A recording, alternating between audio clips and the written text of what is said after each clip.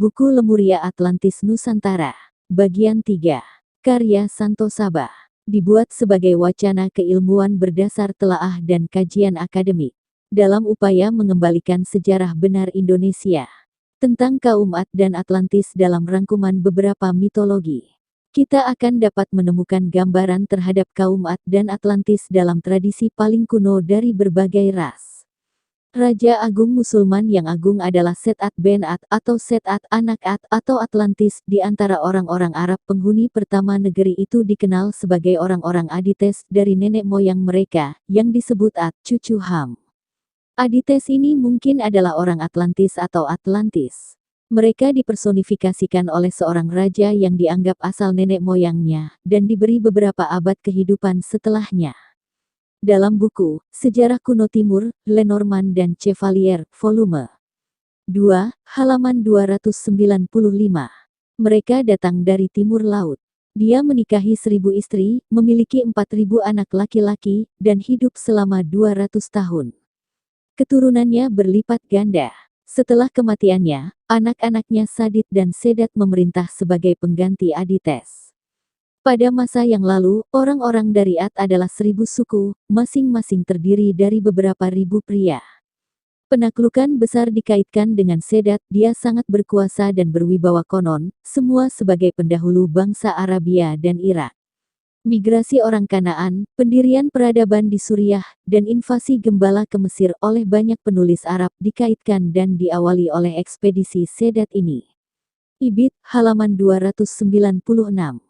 Sedat membangun sebuah istana yang dihias dengan kolom yang luar biasa, dan dikelilingi oleh taman yang megah.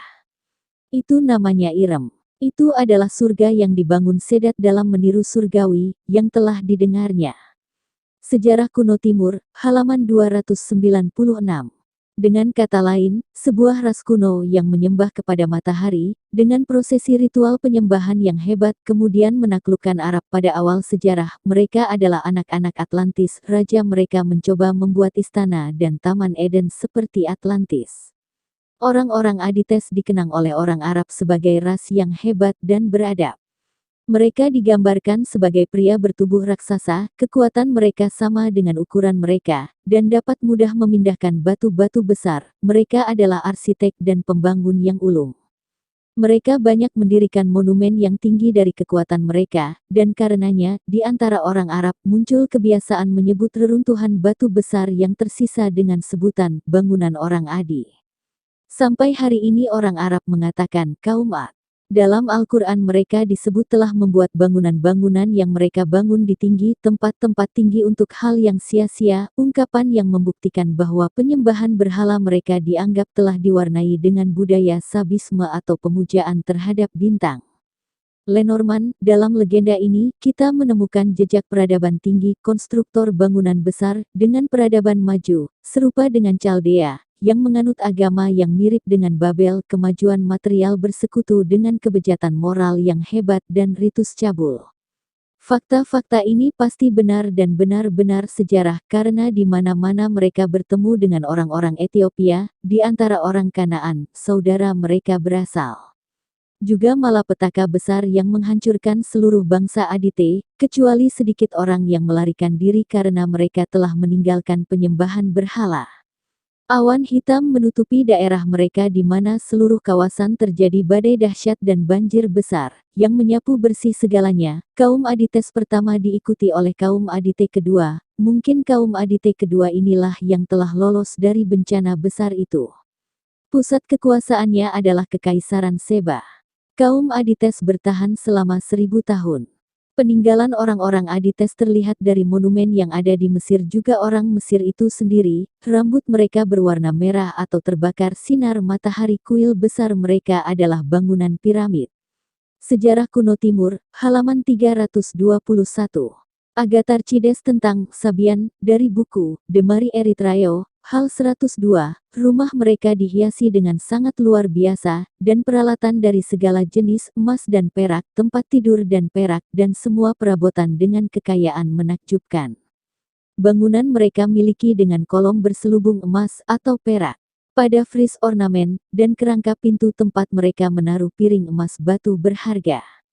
Semua ini mengingatkan salah satu deskripsi yang diberikan oleh orang-orang Spanyol di kuil-kuil matahari di Peru.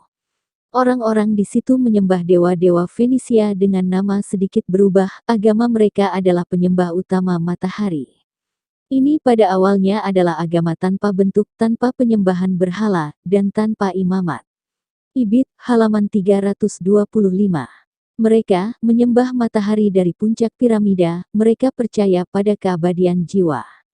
Dalam semua hal ini kita melihat kemiripan dengan Atlantis, kekaisaran Ethiopian atau Kusite yang besar, yang pada zaman paling awal, seperti yang dikatakan Rawlinson, dari Kaukasus ke Samudra Hindia, dari tepi Laut Tengah ke mulut Sungai Gangga, adalah kekaisaran Dionysos, kerajaan Atlantis. El-Eldrisi menyebut bahasa yang digunakan sampai hari ini oleh orang Arab Mahrah di Arab Timur, bahasa orang-orang Ad dan Dr. J. H. Carter, dalam Bombay Journal of July, 1847 mengatakan ini adalah bahasa paling lembut dan paling manis yang pernah saya dengar. Akan menarik untuk membandingkan dialek ini dengan bahasa-bahasa Amerika Tengah. Dewa Tot dari orang Mesir adalah dewa yang disebut Hodes. Kita beralih ke ras kuno lainnya, keluarga Indo-Eropa, ras Arya. Dalam Sanskrit adim, berarti dahulu.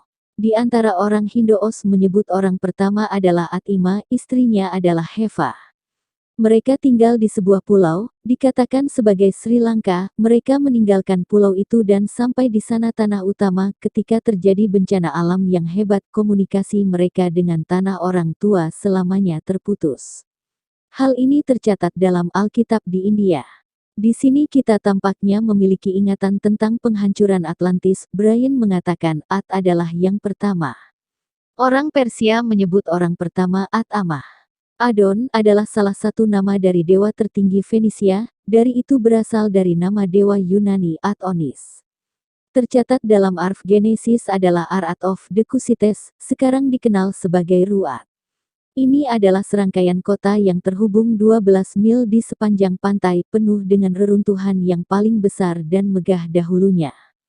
Sir William Jones mengatakan kaum itu adalah Persia pada zaman paling awal. Dia mengatakan, Mosan meyakinkan kita bahwa pendapat pendahulu itu adalah raja pertama Iran, dan seluruh bumi, adalah mazhab At yang ia terima dari Sang Pencipta, dan tercatat di antara beberapa kitab suci, dalam bahasa surgawi, yang digunakan oleh penulis Musulman, memberikan judul Arab Desatir, atau Regulations. Mazhab At menurut pendapat orang Persia kuno, orang yang ditinggalkan pada akhir siklus besar terakhir kaumnya. Pada awalnya Raja Atlantis. Penamaan tampaknya terlihat pada dewa-dewa kuno ini dikelompokkan bersama sebagai Aditya, dan dalam nama ini Aditya kita menemukan kemiripan yang kuat pada budaya Semit sebagai Adites dan cerita lain tentang Atlantis atau Atlantis. Dalam menguatkan pandangan ini, kita dapat kesimpulan. 1. Dewa-dewa yang dikelompokkan bersama sebagai Aditya adalah yang paling kuno dalam mitologi Hindu. 2. Mereka semua dewa cahaya, atau dewa surya. Studi Oriental dan Linguistik Whitney, halaman 39. 3. Ada 12 di antaranya. 4. Kedua-belas dewa ini memimpin 12 bulan pada tahun. 5. Mereka adalah serapan dari masa lalu yang sangat terpencil. Whitney, sepertinya ini adalah usaha dari agama India untuk melakukan perkembangan baru secara moral. 6. Arah yang merupakan perubahan karakter dan keadaan masyarakat telah menyebabkan gagal di tengah dan kembali lagi menjadi kelupaan, meski belum setengah selesai dan tidak jelas. 7. Dewa-dewa ini disebut anak-anak Aditi, sama seperti di dalam Alkitab kita dapati kesamaan penamaan kepada anak-anak Adab, yang adalah pencetus dan pemusik pertama. Aditi bukan dewi sebagai putri ratu, dia anak-anak yang adil. Petik 2. 8. Aditya, ditinggikan di atas semua ketidaksempurnaan, mereka tidak tidur atau mengedipkan mata. Orang-orang Yunani menganggap sebagai mewakili Tuhan mereka sama-sama terjaga dan maha tahu. Karakter mereka adalah semua kebenaran, mereka membenci kejahatan. Kita telah melihat ciri-ciri yang sama seperti yang dimiliki orang-orang Yunani terhadap raja-raja Atlantis. 9. Matahari terkadang disebut sebagai aditya. 10. Di antara aditya adalah Varuna, setara dengan Uranus, yang identifikasi dengan Atlantis. Di Veda Varuna adalah dewa lautan. Aditya mewakili bentuk agama yang lebih awal dan lebih murni, sementara dalam nyanyian doa rohani kepada para dewa lainnya yang panjang tentang hidup, kekayaan, kekuatan, kepada Aditya adalah kemurahan hati, pengampunan dosa, kebebasan dari rasa bersalah, dan pertobatan. Oriental and Linguistic Studies, halaman 43.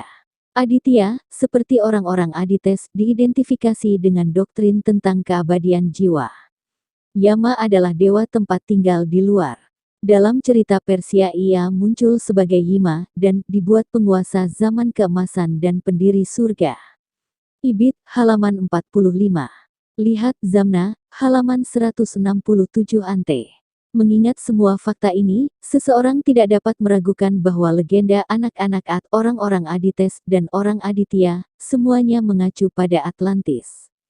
George Smith dalam kisah tentang orang Kasdim dan tentang penciptaan, halaman 78, yang diuraikan dari versi Babilonia, menunjukkan bahwa ada ras manusia yang asli pada awal sejarah Chaldean, sebuah ras gelap, Zalmat Kakadi, yang disebut Atmi atau Atami, mereka adalah ras yang telah jatuh dan berlawanan dari Sarku atau ras cahaya.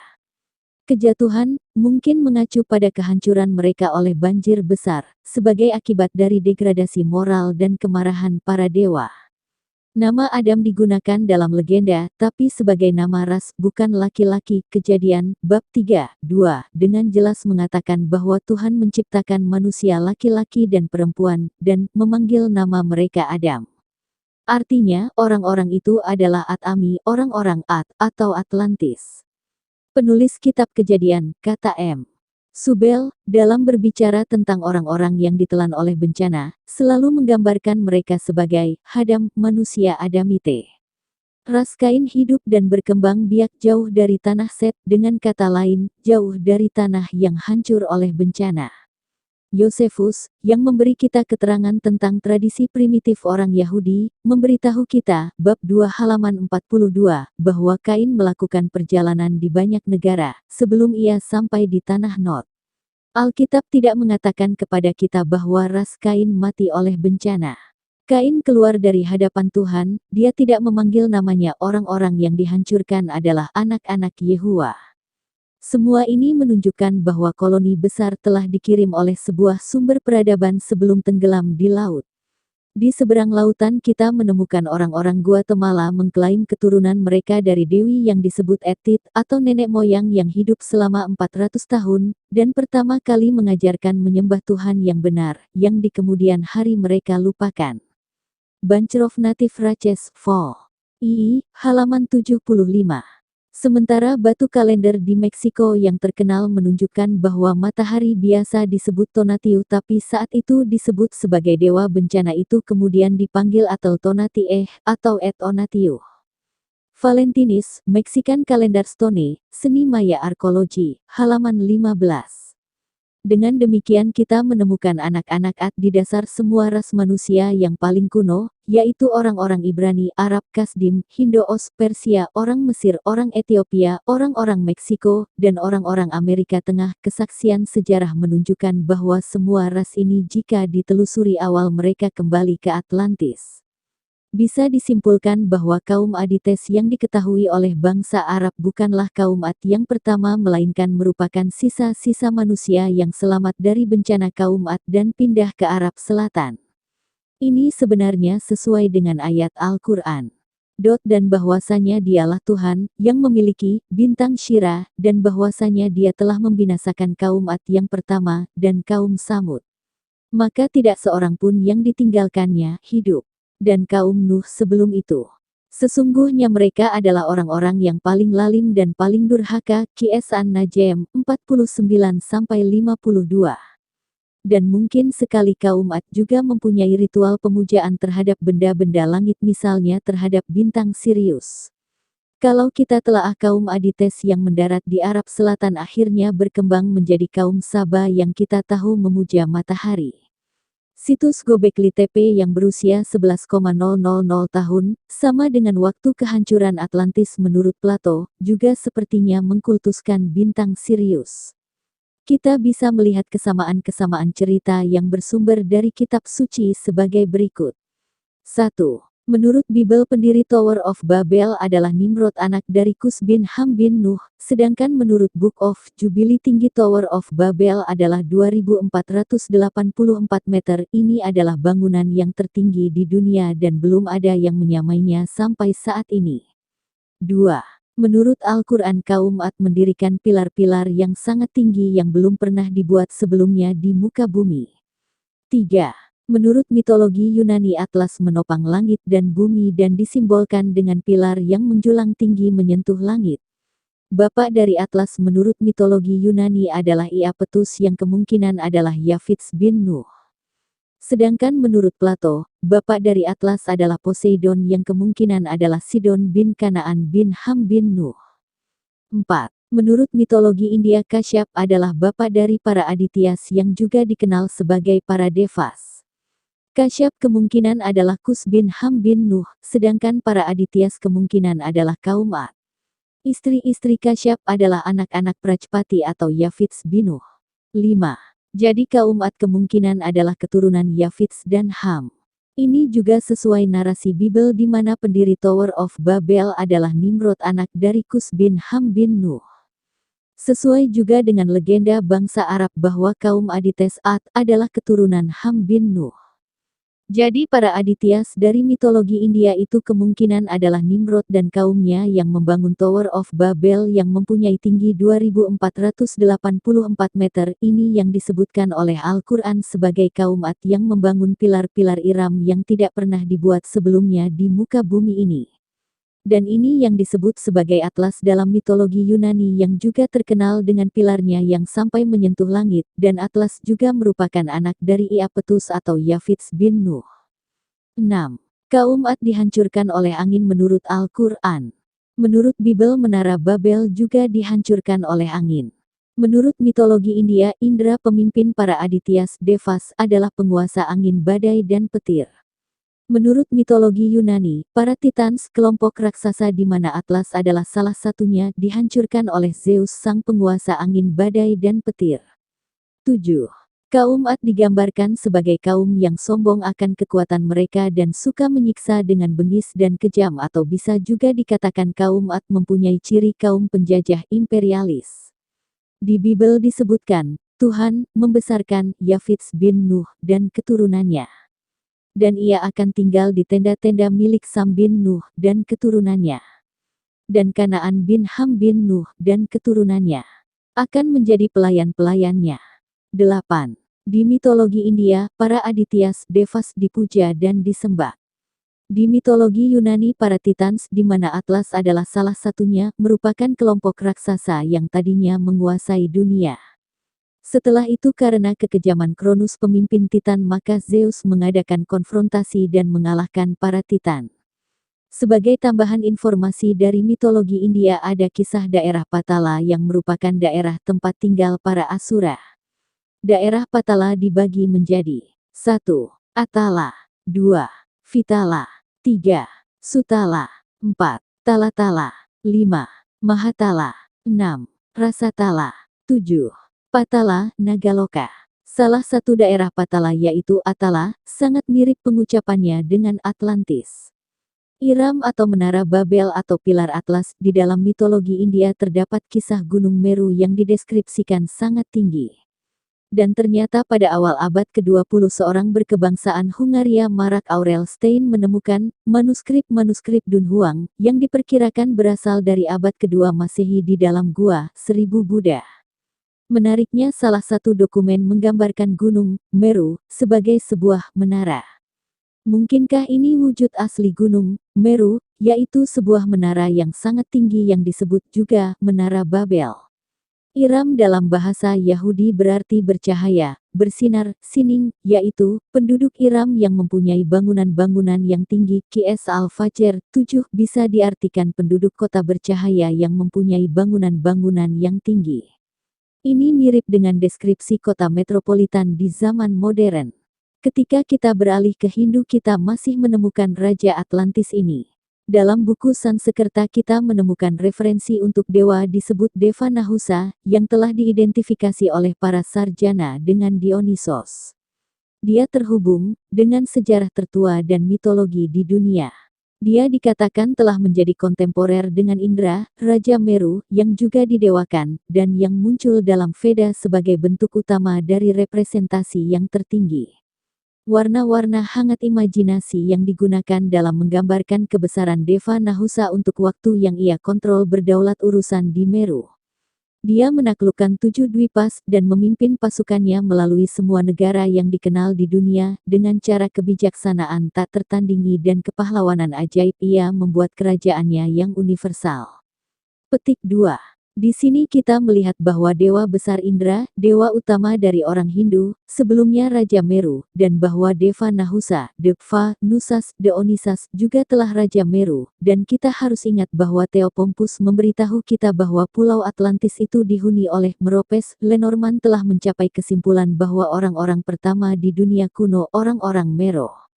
Agama Veda tidak mengenal berhala, kata Max Muller. Penyembahan berhala di India adalah formasi sekunder, degradasi dari ibadah yang lebih primitif dari dewa yang ideal. Itu adalah murni ibadah matahari, seperti berlaku di Peru pada kedatangan orang-orang Spanyol. Itu sesuai dengan deskripsi Plato tentang agama Atlantis. Dalam agama Atlantis telah mencapai semua pikiran besar yang mendasari kepercayaan modern. Mereka telah mencapai ke konsepsi universal, maha kuasa, penyebab pertama yang besar. Atlantis telah menyembah satu Tuhan ini di Peru dan di awal Mesir. Mereka memandang matahari sebagai lambang perkasa, jenis dan perangkat dari satu Allah ini. Konsepsi seperti hanya bisa datang dengan peradaban yang sudah maju. Hal ini kemudian bahwa ilmu pengetahuan telah menyadari ketergantungan semua kehidupan duniawi pada sinar matahari. Orang-orang dari Atlantis telah percaya bahwa jiwa manusia itu abadi, dan bahwa ia akan hidup kembali dalam tubuh materinya. Dengan kata lain, mereka percaya pada kebangkitan tubuh dan hidup yang kekal. Mereka sesuai di balsem mereka yang mati. The Duke of Argyll, The Unity of Nature, mengatakan, kami telah menemukan dalam catatan paling kuno bukti bahasa Arya bahwa indikasi pemikiran keagamaan yang lebih tinggi, lebih sederhana, dan lebih murni seperti yang kita kembali ke masa, sampai akhirnya, dalam komposisi yang sangat tertua suara manusia yang telah turun kepada kami menemukan ilahi yang dibicarakan dalam bahasa luhur yang membentuk pembukaan doa. Kota Atlantis menurut Plato dalam teks Critias mempunyai bangunan-bangunan yang dilapisi emas karena itu pantas bila disebut kota bercahaya Iram. Atau bisa juga kemungkinan peradaban Atlantis memiliki teknologi yang sudah maju sehingga mempunyai teknologi lampu sehingga di malam hari kotanya terlihat bercahaya. Kalau kita melihat deskripsi Menara Babel kaum Ad dari Bible Genesis chapter 11 lokasinya di suatu tempat di arah timur yang bernama Sinar. Coba bandingkan dengan deskripsi Iram dalam bahasa Yahudi yang juga berarti bersinar, bercahaya. Sedangkan kata sinar dalam bahasa Melayu mirip dengan kata sinar yang dikutip Bible. Bahkan arahnya pun ke arah timur, dengan asumsi bahwa bahtera Nabi Nuh AS mendarat di sebuah tempat di Timur Tengah maka arah timur dari Timur Tengah mengarah ke benua Asia. Seperti yang dituliskan pada buku Prof. Aricio Nunes dos Santos Atlantis de los Continents Finally Found, dan buku terbaru tulisan Dr. Denny Hillman Plato tidak bohong, yang keduanya mengindikasikan bahwa letak Atlantis adalah di Indonesia. Kalau kita perhatikan kata-kata apakah kamu mendirikan pada tiap-tiap tanah tinggi bangunan untuk bermain-main, dalam Kisasi Syuara 128. Sebenarnya ini mirip deskripsi Atlantis yang juga mempunyai banyak dataran tinggi menurut Plato dalam teks Critias. The whole country was said by him to be very lofty and precipitous on the side of the sea. Namun demikian deskripsi kehancuran kaum Ad oleh angin dan petir ternyata tidak sama dengan deskripsi kehancuran Atlantis oleh Plato dalam teks Critias yang dideskripsikan terjadi dalam satu hari oleh bencana gempa dan banjir. Bencana tersebut menurut saya lebih mirip dengan bencana yang menimpa kaum Samud, karena itu mereka ditimpa gempa, maka jadilah mereka mayat-mayat yang bergelimpangan di tempat tinggal mereka. Surat Al-A'raf ayat 78. Kaum Samud ini menurut Al-Quran adalah pewaris penerus langsung kaum Ad dan juga mendapatkan tanah mereka. Dan ingatlah olehmu di waktu Tuhan menjadikan kamu pengganti-pengganti yang berkuasa sesudah kaum Ad dan memberikan tempat bagimu di bumi. Kamu dirikan istana-istana di tanah-tanahnya yang datar dan kamu pahat gunung-gunungnya untuk dijadikan rumah, maka ingatlah nikmat-nikmat Allah dan janganlah kamu merajalela di muka bumi membuat kerusakan. Qs Al-A'raf 74. Kaum Samud mempunyai kekhususan yaitu mereka gemar memahat gunung untuk dijadikan tempat tinggal. Banyak orang mengira bahwa bangunan yang demikian hanya ada di Madain Saleh, Arab Saudi padahal bangunan-bangunan yang mirip pembuatannya terdapat juga di berbagai penjuru dunia. Seperti kaum Nabi Nuh AS yang tersebar di penjuru bumi, kaum Ad dan kaum Samud sepertinya juga tersebar secara global di seluruh penjuru bumi. Kemungkinan kaum Ad adalah kaum Atlantis generasi pertama yang dihancurkan oleh angin sedangkan kaum Samud adalah kaum Atlantis generasi kedua yang dihancurkan oleh gempa sesuai deskripsi Plato dalam teks Kritias. Dan kalau kita perhatikan kata-kata kamu dirikan istana-istana di tanah-tanahnya yang datar, dalam Qs Al-A'raf 74 kata-kata tanah-tanahnya yang datar ini mirip dengan deskripsi Plato dalam teks Kritias mengenai dataran yang datar di Atlantis. Dan dalam teks Kritias diceritakan juga bagaimana Poseidon mengubah bukit pusat kota Atlantis menjadi lingkaran-lingkaran benteng yang mengalir air di antaranya. Ini pada prinsipnya sama dengan keahlian memahat gunung kaum Samud. Menariknya ada legenda Mount Shasta di AS yang mengisahkan cerita sebuah peradaban peninggalan Lemuria yang sekitar 11.000 tahun yang lalu mengungsi karena sebuah bencana maha dahsyat di Lemuria ke dalam gunung Mount Shasta. Dikisahkan peradaban tersebut membangun sebuah kota bawah tanah di dalam gunung Mount Shasta. Kemampuan ini mirip dengan kemampuan kaum Samud, Nabi Saleh AS, yang bisa memahat gunung untuk dijadikan tempat tinggal. Bencana yang menimpa Atlantis diperkirakan terjadi sekitar 11.000 tahun yang lalu. Ini sebuah kebetulan yang sangat menarik. Apakah Lemuria dan Atlantis itu sama? Beberapa sumber menyatakan bahwa Atlantis adalah penerus Lemuria.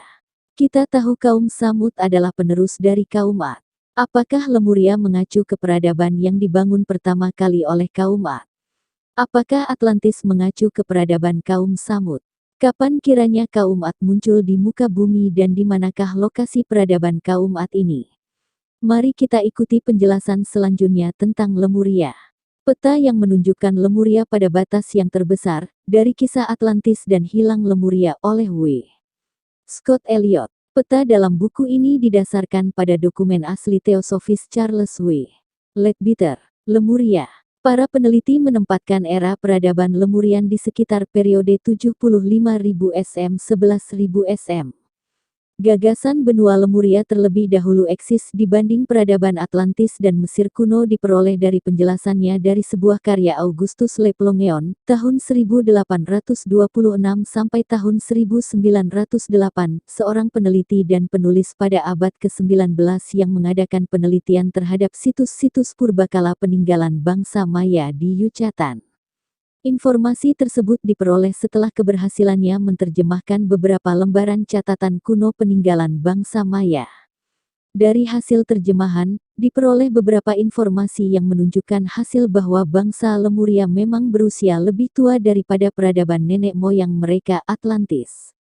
Le Plongeon, dalam buku Benua yang Hilang, kemudian dipopulerkan oleh James Churchward tahun 1851 sampai tahun 1936 dalam serangkaian buku, dimulai dengan Lost Continent of Mu, The Motherland of Man, 1926, diedit kembali kemudian menjadi judul The Lost Continent Mu, 1931. Buku-buku populer lain dalam seri ini adalah The Children of Mu, 1931, dan The Secret Symbols of Mu, 1933. Churchward memberikan gambaran jelas tentang Mu sebagai sebuah peradaban maju, knuckle, yang berkembang antara 50.000 dan 12.000 tahun yang lalu, didominasi oleh ras putih, dan unggul dalam banyak hal. Pada saat keruntuhan, sekitar 12.000 tahun yang lalu, Mu telah mencapai 640.000 jiwa dan tersebar di beberapa kota besar. Chusworth mengklaim bahwa daratanmu terletak di Samudra Pasifik dan membentang timur barat dari Marianas ke Pulau Paskah dan utara selatan dari Hawaii ke Mangaya. Dia menyatakan bahwa menurut mitos terciptanya benua dan peradabanmu akibat gas vulkanik bawah tanah di dasar laut yang kemudian muncul menjadi benua. Akhirnya karena bencana alam vulkanik peradaban ini hampir hilang dalam bencana satu malam setelah serangkaian gempa bumi dan letusan gunung berapi. Chusworth mengklaim bahwa adalah asal mula dari peradaban besar dari Mesir, Yunani, Amerika Tengah, India, Burma dan lain-lain, termasuk Pulau Paskah dan khususnya sumber arsitektur megalitik kuno. Sebagai bukti untuk klaim ini, ia menunjuk simbol dari seluruh dunia, di mana ia melihat bentuk penggambaran umum yang sering tampil yaitu bentuk burung, juga bentuk-bentuk yang sering ada pada penggambaran hubungan bumi dan langit, dan terutama matahari. Kumari Kandam adalah kerajaan yang tenggelam yang kadang-kadang diidentikan dengan Lemuria, hasil dari pengamatan G. Devaneyan. Dalam pengamatan terhadap epik Tamil Cilapatikaram dan Manimekalai dan mendeskripsikan bahwa kota Puhar adalah peradabanmu yang tenggelam. G. Devaneyan beranggapan bahwa ras Dravidia berasal dari daerah selatan yang kini adalah pantai India Selatan yang tenggelam karena banjir. Terdapat berbagai klaim dari pengarang Tamil bahwa terdapat daratan yang besar menghubungkan Australia dengan pantai Tamil Nadu. Di antaranya, R. Mativanan, pemimpin redaksi proyek pembuatan Kamus Etimologi Tamil Pemerintah Tamil Nadu, pada tahun 1991 diklaim telah memecahkan teka-tekimu, dengan dasar naskah Tamil Undeciper et Indus, juga mengikuti metodologi yang direkomendasikan oleh gurunya Devaneya Pavanar. Ia menyajikan timelin berikut dikutip setelah Mahadevan 2002, k. 200.000 sampai 50.000 sm. 1. Perkembangan, Tamilian atau Homo Dravida, k. 200.000 sampai 100.000 sm, awal dari bahasa Tamil 50.000 sm. 2. Peradaban Kumari Kandam 20.000 sm. 3. Sebuah kebudayaan Tamil yang hilang, Pulau Paskah yang memiliki peradaban maju 16.000 sm. 4. Lemuria terendam 6.087 sm. 5. Tamil Sangam didirikan oleh Raja Pandya 3031 sm. 6. Seorang pangeran Sera pengembaraannya di Kepulauan Solomon melihat tebu liar dan mulai budidaya di Hadir Tamil Nadu. 1780 sm. 7. Tamil Sangam kedua didirikan oleh Raja Pandya abad ke-7 sm Tolkappiyam yang dikenal tata bahasa Tamil paling awal. Lemuria, berdasarkan bukti arkeologis dan beberapa teori yang dikemukakan oleh para peneliti, kemungkinan besar peradaban tersebut berlokasi di Samudera Pasifik di sekitar Indonesia sekarang. Banyak arkeolog mempercayai bahwa Easter Island atau Pulau Paskah yang misterius itu merupakan bagian dari benua Lemuria. Hal ini jika dipandang dari ratusan patung batu kolosal yang mengitari pulau dan beberapa catatan kuno yang terukir pada beberapa artefak yang mengacu pada bekas-bekas peninggalan peradaban maju pada masa silam. Mitologi turun-temurun para suku Maori dan Samoa yang menetap di pulau-pulau di sekitar Samudera Pasifik juga menyebutkan bahwa dahulu kala pernah ada sebuah daratan besar-besar di Pasifik yang hancur diterjang oleh gelombang pasang air laut dahsyat, tsunami, namun sebelumnya bangsa mereka telah hancur terlebih dahulu akibat peperangan. Keadaan Lemuria sendiri digambarkan sangat mirip dengan peradaban Atlantis, memiliki tanah yang subur, masyarakat yang makmur dan penguasaan terhadap beberapa cabang ilmu pengetahuan yang mendalam. Faktor-faktor tersebut tentunya menjadi sebuah landasan pokok bagi bangsa Lemuria untuk berkembang pesat menjadi sebuah peradaban yang maju dan memiliki banyak ahli atau ilmuwan yang dapat menciptakan suatu terobosan baru dalam ilmu pengetahuan dan teknologi mereka. Seperti banyak dikemukakan oleh beberapa pakar spiritual dan arkeologi, bahwa bangsa Lemurian dan Atlantean menggunakan kristal secara intensif dalam kehidupan mereka. Edgar Cayce, seorang spiritualis Amerika melalui ilmu cenayangnya berkali-kali mengungkapkan hal yang sama.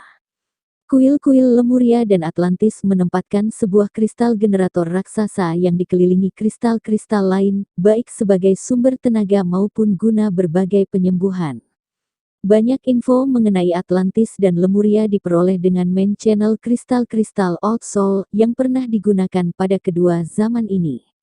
Beberapa monumen batu misterius berhasil ditemukan di bawah perairan Yonaguni, Jepang. Mungkinkah monumen-monumen itu merupakan sisa-sisa dari peradaban Lemuria?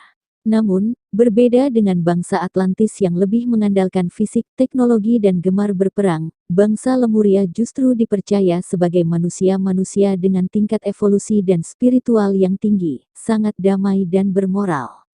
Menurut Edgar Cayce, munculnya Atlantis sebagai suatu peradaban superpower pada saat itu, kalau sekarang mirip Amerika Serikat begitulah, membuat mereka sangat ingin menaklukkan bangsa-bangsa di dunia, di antaranya Yunani dan Lemuria yang dipandang oleh para Atlantean sebagai peradaban yang kuat.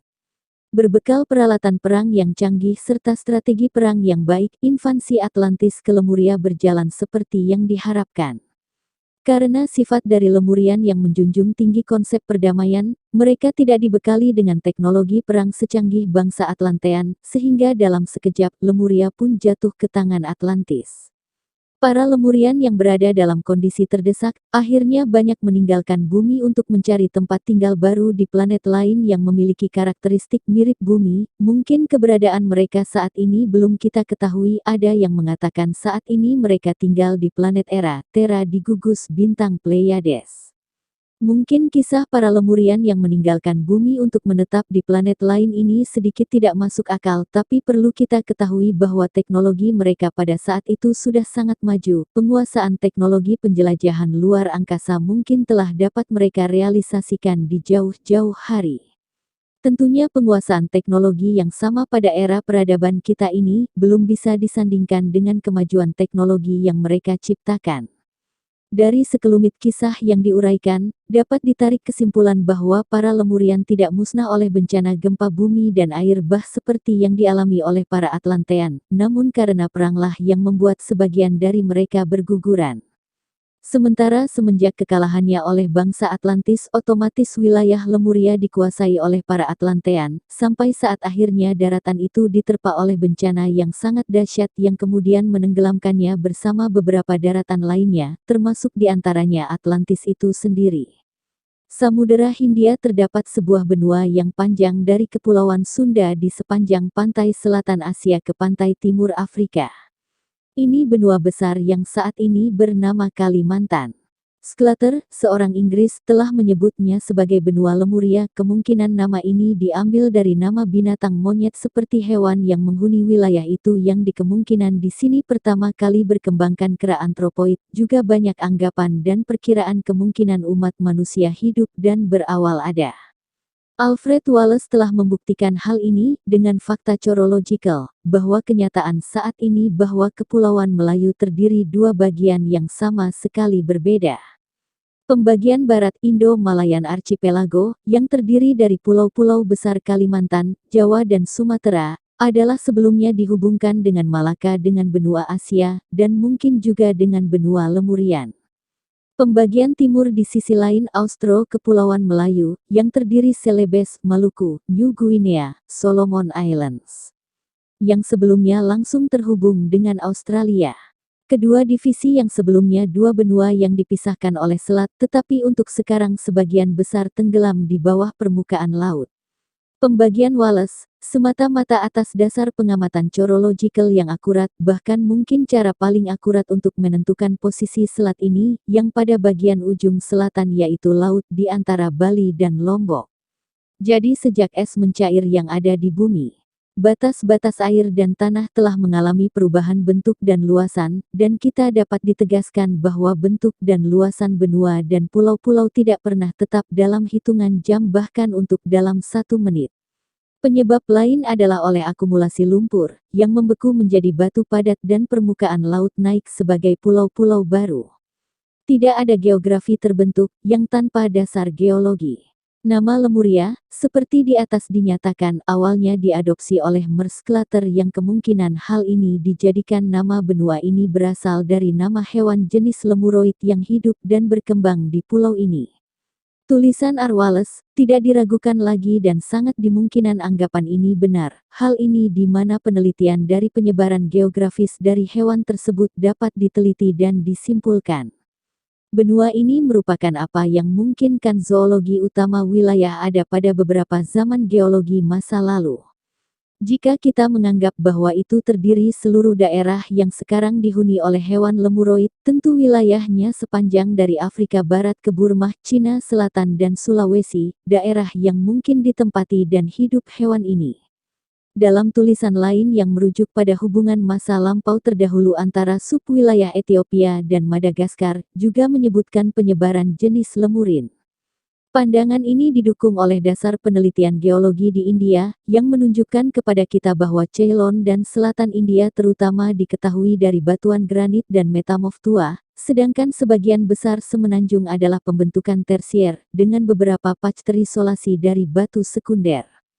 Hal ini terjadi selama lebih dari masa pada periode tersier.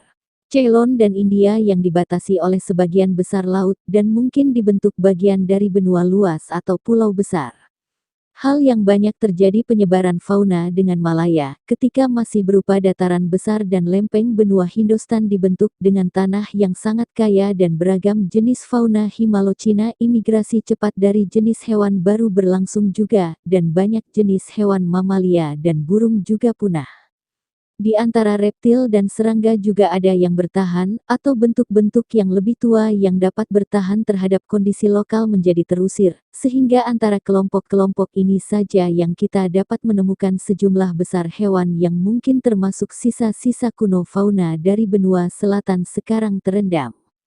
Afinitas antara fosil-fosil hewan dan tanaman dari kelompok Beaufort Afrika dan orang-orang dari Panchets India dan Katniss adalah seperti kesamaan pernah terjadi adanya hubungan tanah antara kedua daerah.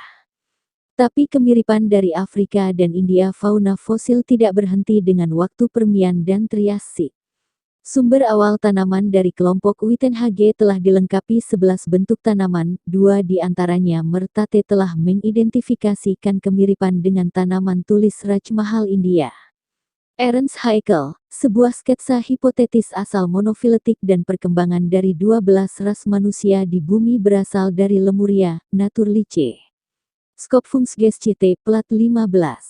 Kesimpulan fakta berdasar pada flora dan fauna. Pada awal Permian, seperti dalam usia Pospliosene, iklim dingin menuju ke lintang rendah dan cenderung menjadi ada di kedua belahan bersamaan. Dengan penurunan suhu dingin flora dan fauna reptil masa Permian yang disebarkan ke Afrika, India, dan mungkin Australia, atau flora mungkin telah ada di Australia lebih awal, dan telah menyebar dari sana. India, Afrika Selatan dan Australia yang terhubung oleh Indo-Oceanic benua di zaman Permian, dan dua bagian bekasnya tetap terhubung, dengan hanya waktu singkat interupsi, sampai dengan akhir periode Miosen. Selama kedua bagian dari waktu tanah ini juga terhubung dengan Malayana.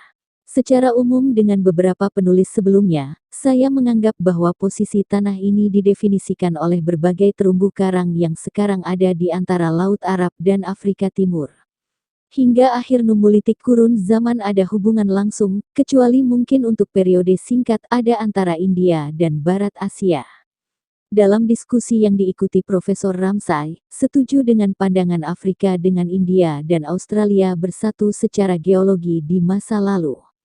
Merwutward, senang untuk menemukan bahwa penulis telah menambahkan lebih lanjut bukti, yang berasal dari flora fosil dari seri Mesozoikum dari India, di bukti yang menguatkan pandangan Husserl, Sclater dan lain-lain sebagai bukti bekas keberadaan benua tenggelam tua, Lemuria, yang penelitian Darwin pada terumbu karang telah lama meramalkan. Adanya satu benua lain, selain dari 5 benua yang ada sekarang, tulis Ernst Haeckel, dalam bukunya The History of Creation. Bukan Australia, atau Amerika, atau Eropa sumber awal manusia zaman purba peradaban manusia, atau disebut Paradise, yang kreatif umat manusia. Paling tepat yang mengindikasikan sumber peradaban manusia adalah Asia Selatan sebagai wilayah yang bersangkutan, selain Southern Asia, hanya saat ini berbentuk lain dari bentuk benua yang ada sekarang. keadaan, terutama fakta chronological, yang menyatakan bahwa rumah purba dari manusia terdahulu bersumber dari benua sekarang berada tenggelam di bawah permukaan laut, Samudera Hindia, yang diperpanjang sepanjang selatan dari Asia, seperti di Hadir, dan mungkin dalam hubungan langsung dengan itu, ke arah timur, sejauh India lanjut dan Kepulauan Sunda ke arah barat, seperti sejauh Madagaskar dan pantai selatan timur Afrika. Kita telah mengetahui bahwa banyak fakta-fakta dari hewani dan nabati secara geografi bahwa benua India Selatan sangat mungkin bekas dari bagian benua Lemuria. Sclater telah memberikan penjelasan bahwa kemungkinan besar juga asal-usul manusia berawal dari Lemuria. Dalam sebuah karya berikutnya, Manusia Pedigree, Haeckel menegaskan keberadaan Lemuria di beberapa zaman sebagai awal sejarah peradaban di bumi. Berikut kutipan dari tulisan Dr. Hartlaub yang mungkin bagian ini bukti yang mendukung keberadaan Lemuria yang hilang. 50 tahun yang lalu Isidore Geoffrey St. Hilaire berkomentar bahwa jika salah satu harus mengklasifikasikan Pulau Madagaskar secara eksklusif pada pertimbangan zoologi, dan tanpa referensi yang geografis situasi itu bisa terbukti tidak Asiatik maupun Afrika, tetapi sangat berbeda dari baik dan hampir benua keempat. Dan ini benua keempat bisa lebih terbukti, dalam hal fauna, jauh lebih berbeda dari Afrika, yang terletak begitu dekat untuk itu, daripada dari India yang begitu jauh. Dengan kata-kata ini kebenaran yang kemudian penyelidikan cenderung membawa mereka kepada kesimpulan, naturalis Perancis pertama menyatakan masalah yang menarik untuk solusi yang hipotesis berdasarkan pengetahuan ilmiah memiliki ide baru ini yang telah dikemukakan. Untuk benua keempat ini Isidore Geoffrey adalah Sclater ini, Lemuria, bahwa tanah cekung yang mengandung bagian Afrika pasti diperpanjang jauh ke arah timur lebih southern India dan Ceylon, dan titik-titik tertinggi yang kita kenal di puncak gunung berapi dari Bourbon dan Mauritius, dan di berbagai pusat Madagaskar sendiri, dan terakhir dari Lemurin hampir punah ras yang sebelumnya dihuni itu.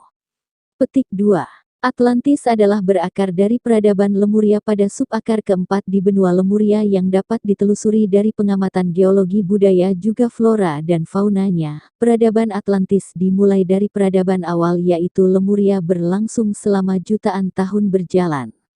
Diperkirakan pusat budaya Lemuria yang jutaan tahun berlalu menghasilkan subakar peradaban Atlantis berada yang di daerah Khatulistiwa.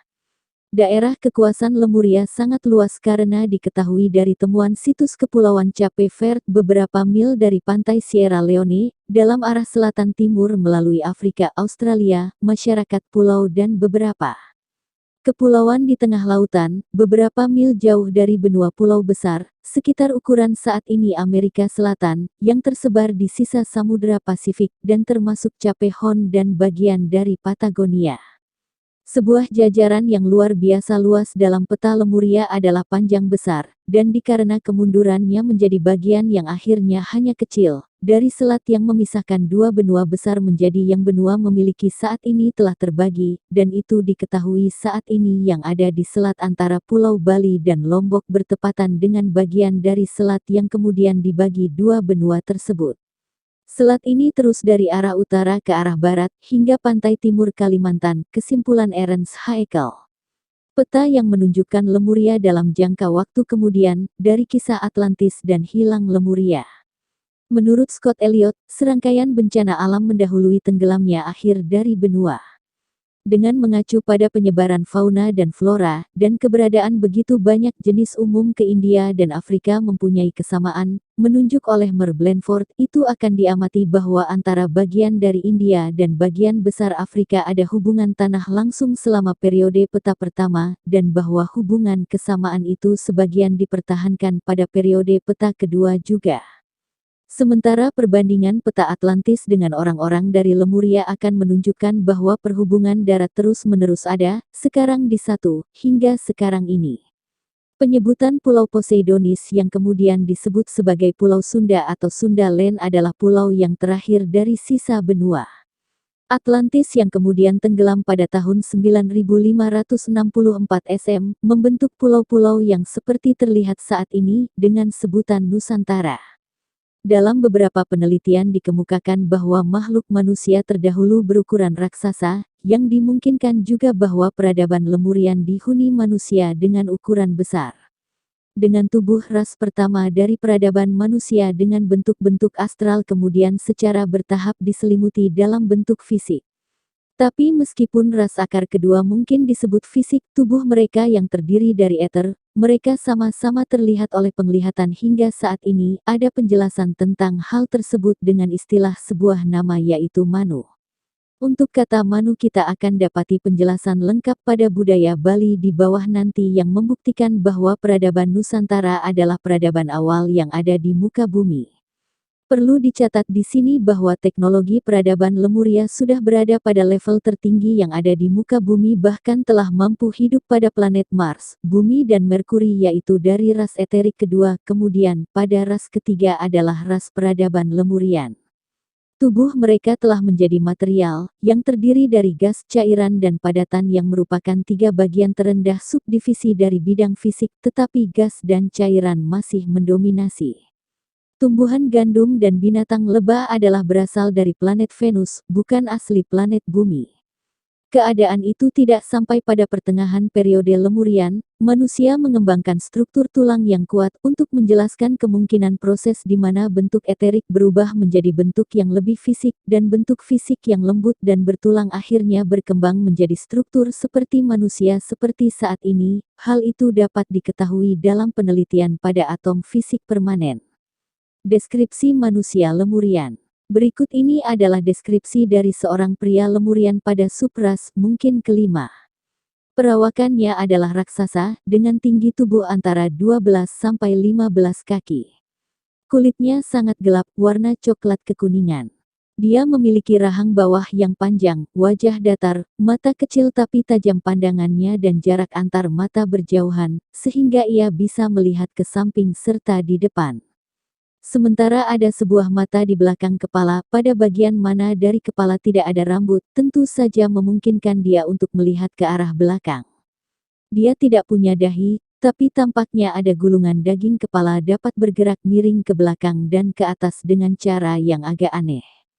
Lengan dan kaki lebih panjang secara proporsional daripada manusia saat ini, dan tidak bisa sempurna diluruskan baik di siku atau lutut, tangan dan kaki yang besar, dan tumit yang memungkinkan dapat berjalan mundur dengan cara yang kaku.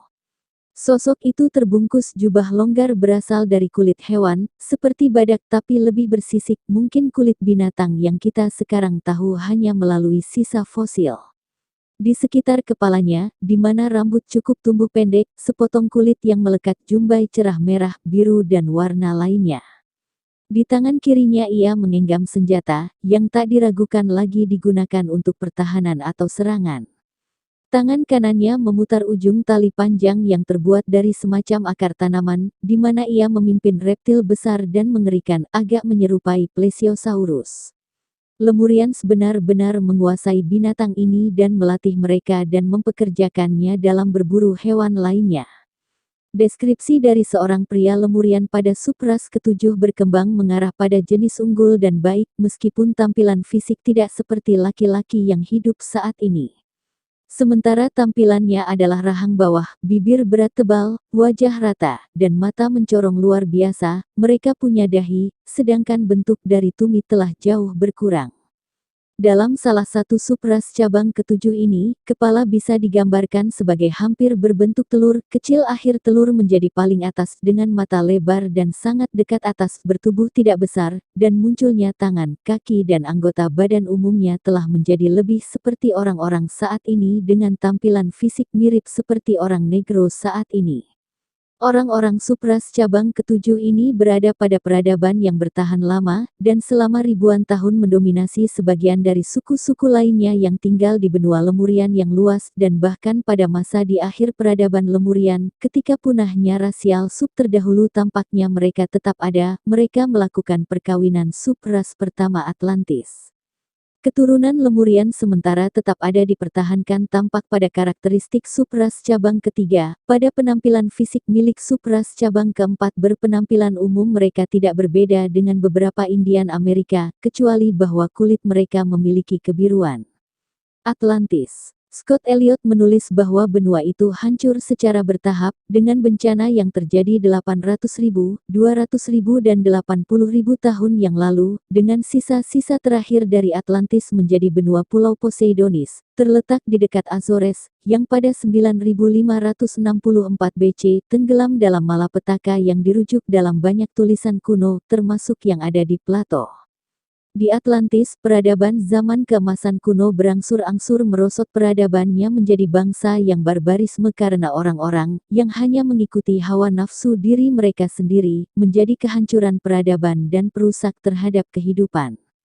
Penjarahan dan anarki sampai pada titik yang benar-benar kehilangan kontrol. Seiring waktu kota-kota hilang dan hancur. Barbarisme memerintah di Atlantis dari 30.000 BC sampai 16.000 BC, saat peradaban besar Poseid muncul. Kota dan patung besar Lemurian.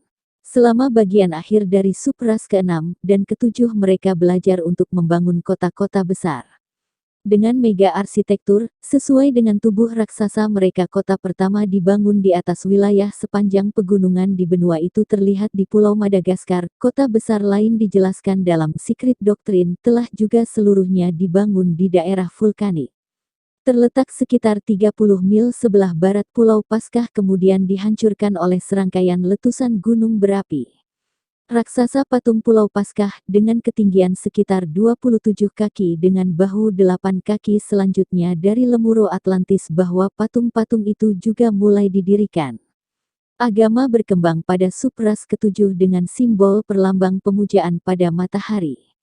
Penghancuran benua Lemuria berbeda dengan nasib pada peradaban setelahnya yaitu Atlantis, yang tenggelam oleh besar gelombang pasang, benua Lemuria hancur oleh karena vulkanik. Terjadi karena terbakar dan debu panas dari banyak gunung berapi. Gempa bumi dan letusan gunung hal itu benar-benar bencana besar yang melebihi bencana Atlantis. Total hilangnya tanah, seperti dalam kasus Krakatau di 1883 untuk seluruh rangkaian bencana vulkanik di benua Lemuria. Architirema, seorang keturunan Lemurian yang paling pintar ada yang ditinggalkan di bumi. Beliau bernama Architirema, tahun 2000 sampai 3000 SM. Beliau merupakan cikal bakal pemimpin besar yang menjadi juru kunci dalam membangun peradaban manusia. Kisahnya diabadikan dalam cerita rakyat dan legenda. Rakyat Sunda menyebutnya Aki Tirem. Di pesisiran Jawa Timur menyebutnya dengan sebutan Angling Dharma, sebagian menyebutnya sebagai Wali Jangkung. Kisahnya merupakan rantai penyambung antara peradaban sejak Nabi Adam hingga masa sekarang. Architirema sampai saat ini hibernate di salah satu piramid di bawah laut Indonesia. Menurut Chushworth, bangsa Lemuria, sebenar bisa dikatakan bangsa yang juga mengagungkan keberadaan matahari sebagai dewa atau penolong mereka. Hampir seluruh peradaban Lemuria, tinggal di rumah dengan atap yang tembus pandang. Mereka selalu bebas dari stres dan penyakit, serta mampu berusia hingga ratusan tahun. Peradaban dan budaya Lemuria telah pandai mengembangkan kemampuan ESP-nya, extrasensory perception, indera ke-6, selama hampir 40.000 tahun dan digunakan dalam pergaulan sehari-hari serta dalam penelitian-penelitian. Dengan kemampuan selama berabad-abad, bangsamu memperoleh reputasi sebagai ahli telepati, berpindah tempat antar bintang, dan teleportasi. Semua ini menyebabkan tidak dibutuhkan kendaraan pada peradaban mereka.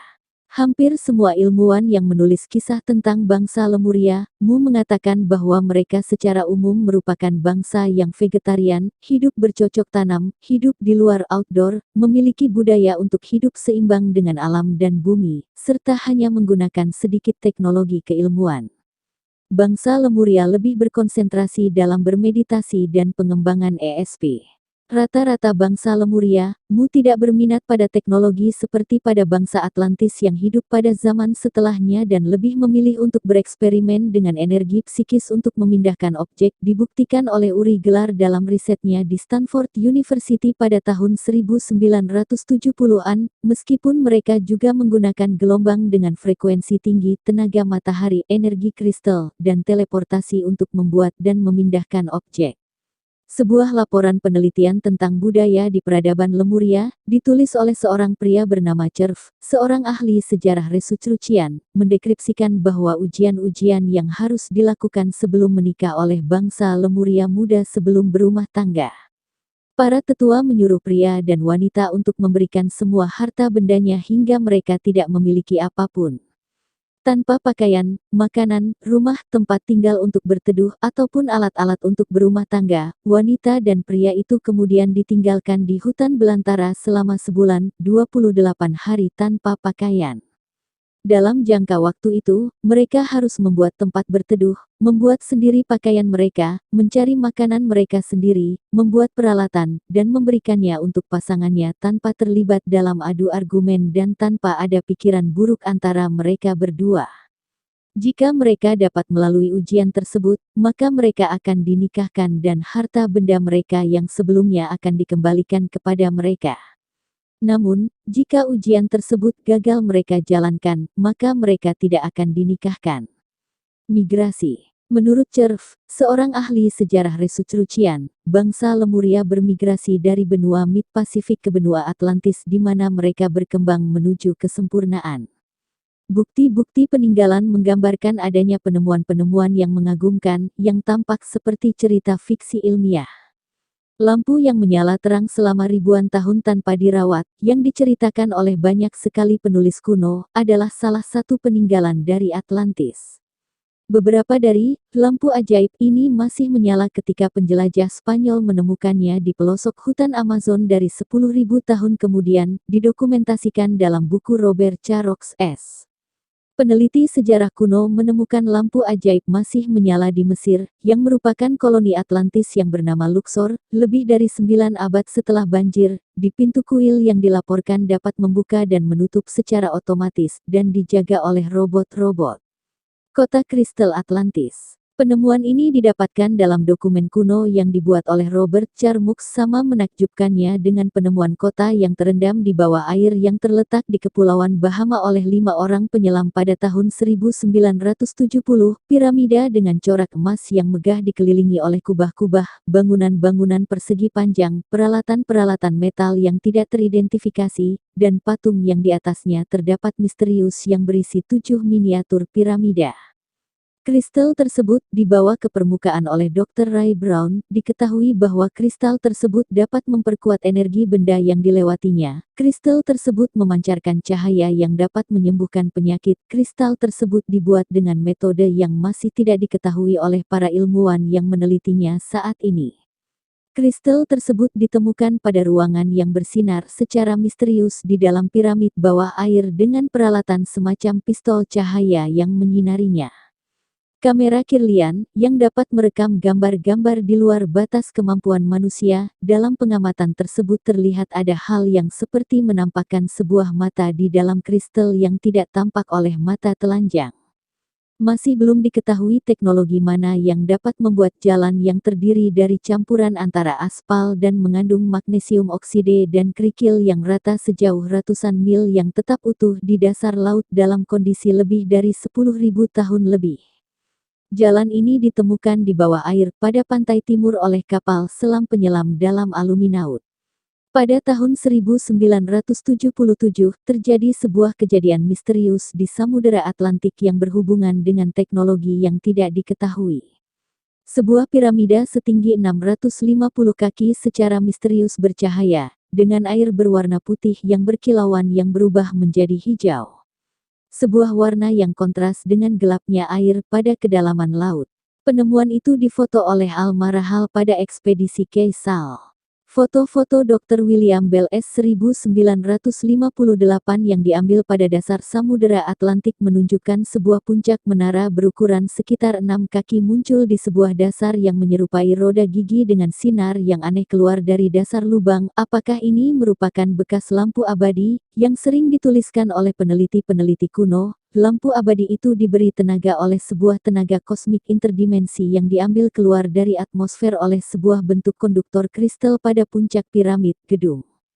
Piramida yang lebih besar dari gedung-gedung yang pernah dibuat di dunia pada masa modern telah ditemukan pada dasar Samudera Atlantik di China, dan di Mesir belum dapat disaingi teknologi kita.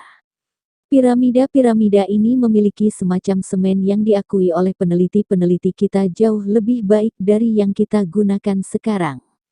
Tulisan-tulisan kuno menyebutkan bahwa piramida dilambangkan sebagai kapsul waktu yang berisi sejarah dan teknologi dari kerajaan matahari dan teknologi Atlantis. Sebuah piramida yang sangat besar, di kedalaman 10.000 kaki pada Samudera Atlantik, dilaporkan telah ditemukan dengan kristal yang berdenyut-denyut di puncaknya oleh ekspedisi Tony Benny. Grup ini juga menemukan sebuah lembaran kristal dan mengatakan jika seberkas cahaya dipancarkan melaluinya, akan tampak tulisan misterius di dalamnya. Lebih banyak lagi piramid-piramid bawah air yang ditemukan di Amerika Tengah, Yucatan, dan Louisiana, di mana puncaknya juga ditemukan di Selat Florida. Sebuah bangunan pualam bergaya Mesir ditemukan di antara Florida dan Kuba. Adakah hubungannya dengan tiang yang memancarkan energi yang ditemukan oleh Dr. Zing di Bahama pada tahun 1957? Zing juga membawa barang-barang temuan yang diambil dalam penyelam ke Laut Atlantik, dan telah diinterview oleh agen Min Internasional, Steve Forsberg. Salah satu penemuan yang menakjubkan dari dasar Samudera Atlantik dilaporkan oleh kru Kapten Reyes pada kapal penyelamat Thalia, dari Spanyol. Mereka merekam bermil-mil kuil berpilar, patung-patung, dan jalan besar yang berliku, dengan jalan-jalan kecil bercabang keluar dari pusat seperti ruji pada roda, serta kuil dan piramid yang sangat megah. Dari kota ini, seperti kota yang ditemukan di perairan Spanyol oleh ekspedisi Dr. Maxine Asher dan kemudian ditemukan oleh ekspedisi Profesor Akayonov, semua didokumentasikan dalam foto, menunjukkan kesamaan dengan deskripsi Plato tentang Atlantis.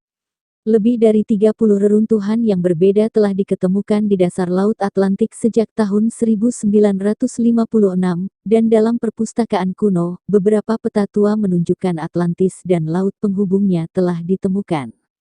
Pulau yang diketahui sebagai ibu kota dari negara pada benua yang menyebar dari Afrika Utara dan Eropa menuju Florida dengan iklim tropis pada pantai barat dan selatan, serta iklim dingin pada bagian utara dan timur. Selain Gunung Padang, Gunung Sadahurip di Garut, Jawa Barat juga tidak lepas dari perhatian para pemerhati sejarah peradaban. Bentuknya yang hampir presisi menyerupai limas atau bangunan piramida di Mesir menjadi salah satu alasan beberapa pemerhati mencurigai gunung ini bukanlah gunung sebagaimana biasanya. Diduga, di balik timbunan tanah Sadahurip adalah bangunan tinggalan peradaban masa lampau. Di antara artefak yang pernah ditemukan di sekitar Gunung Sadahurip adalah batu prasasti yang berukirkan menyerupai sebuah tulisan. Menurut Plato dan ahli-ahli sejarah lainnya, Atlantis memiliki pemerintahan yang paling maju dan damai di dunia pada puncaknya. Dan selama ribuan tahun bumi berada dalam masa damai dengan bentuk sistem politik yang belum ada tandingannya. Ahli-ahli sejarah dan petualang yang dihormati, seperti Diodorus, Marcellinus, Proculus, Plutarch, Herodotus, Timagenus, Aelenus, Theopompos, dan lebih banyak lagi. Atlantis dan ras Arya.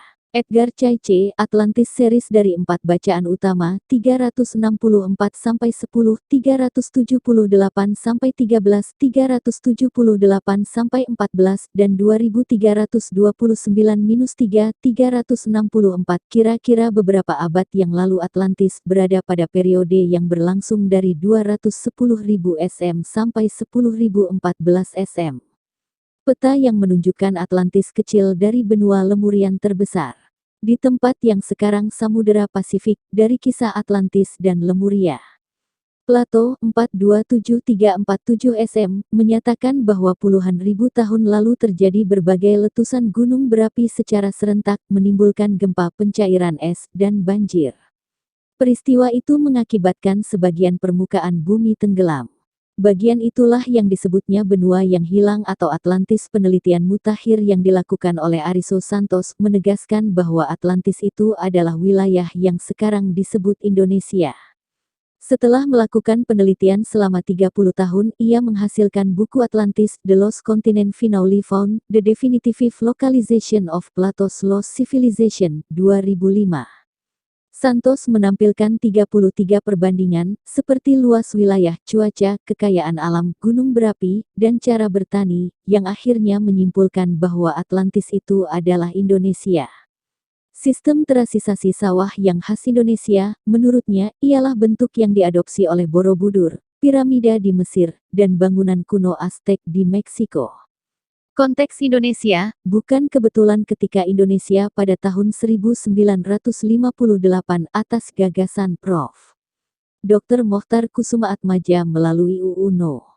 4 Perpu tahun 1960 mencetuskan Deklarasi Juanda. Isinya menyatakan bahwa negara Indonesia dengan perairan pedalamannya merupakan kesatuan wilayah Nusantara.